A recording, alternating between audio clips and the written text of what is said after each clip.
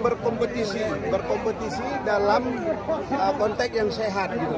Bagaimana olahraga merupakan sebuah wadah di mana para pemuda bisa bertanding dengan semangat yang sangat sportif. Jadi makanya yang seperti ini memang kita terus support, kita terus memberikan semangat pada anak-anak.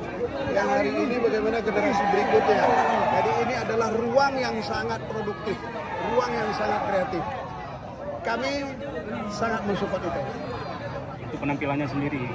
Penampilannya jadi kalau kita bilang ini kan di antar kampung, tapi kita melihat bagaimana anak-anak sangat piawai. Oleh sebab itu sebenarnya bagaimana bibit-bibit ini terus kita kita eksplor, terus kita bina. Jadi nggak tertutup kemungkinan kita akan menjadi juara di kesempatan apapun, baik di tingkat Aceh, tingkat nasional, ya bahkan bisa tingkat internasional. Kalau kita terus fokus dan serius untuk merawat potensi yang ada. Antusias masyarakat sendiri. Antusias masyarakat di mana-mana. Asal turnamen bola yang namanya turnamen seperti ini, ya kan?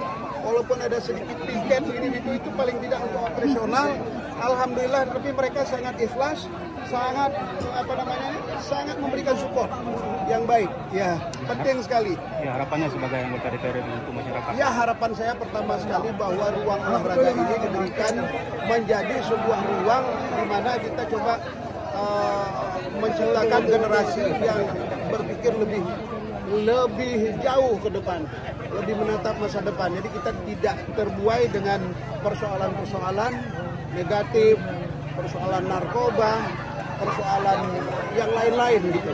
Jadi mari memang insya Allah ini terus kita semangati. Pemerintah dalam hal ini, kita sebagai anggota DPR terus memberikan support. Keren. Siap. Ya. Oke.